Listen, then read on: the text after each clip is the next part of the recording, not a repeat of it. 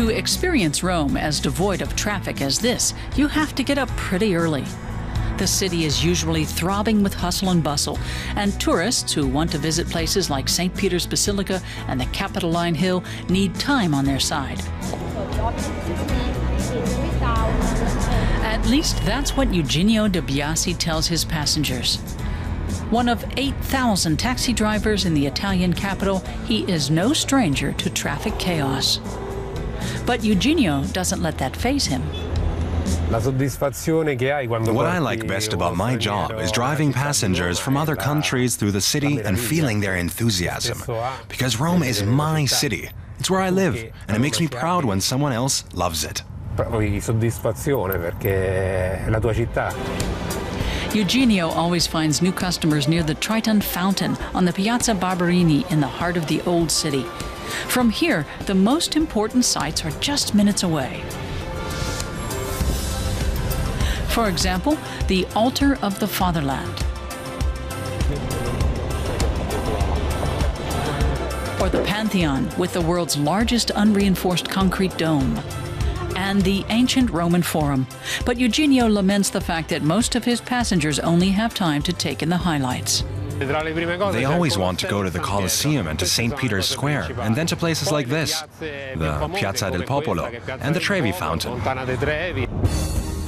Sometimes visitors are disappointed to find construction work blocking the view to what they've come to see.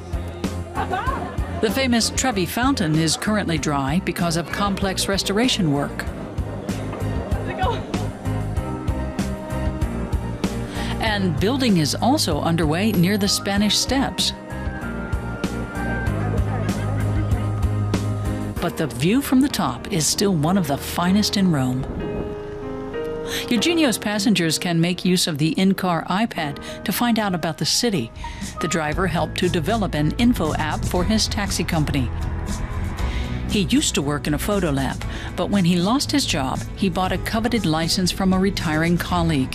That was 7 years ago. Taxi drivers in Rome use their own cars.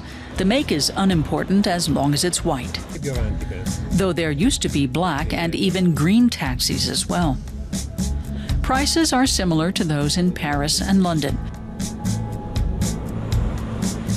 The 30-kilometer ride from the center of the city to Fiumicino Airport costs 48 euros. But tourists routinely complain about being cheated and about drivers who behave badly.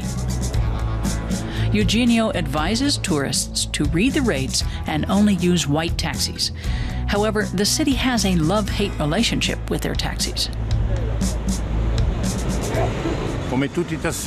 There are too many taxis when you don't want one and not enough when you need one. And at the train station, it's terrible. Fine. They were very courteous, nice, no problem at all. They were good.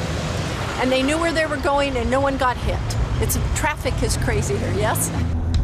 Eugenio enjoys talking about his city and about the Vatican, but he's surprised by some of the questions his passengers pose. When we were driving past St. Peter's Basilica, the most famous church in the world, an Italian woman asked me what it was.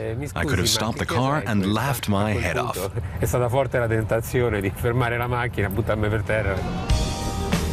The views from Janiculum Hill above the Vatican are magnificent. Not far from here is one of Eugenio's hidden treasures, but most tourist buses pass by without a second glance. Look what it says here. The facade of Michelangelo's house. He lived here for almost 50 years when he was in Rome, but they only saved the facade and brought it here. The house itself used to stand in the ancient city center.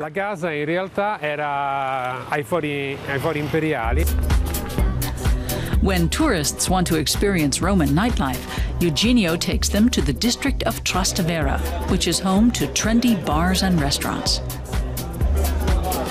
But he doesn't like to work the night shift.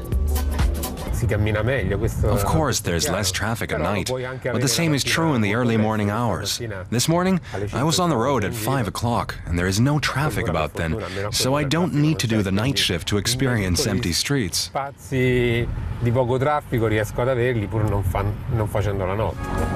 Although driving a taxi is not his dream job, it makes Eugenio de Biasi feel closer to the history and culture of his hometown.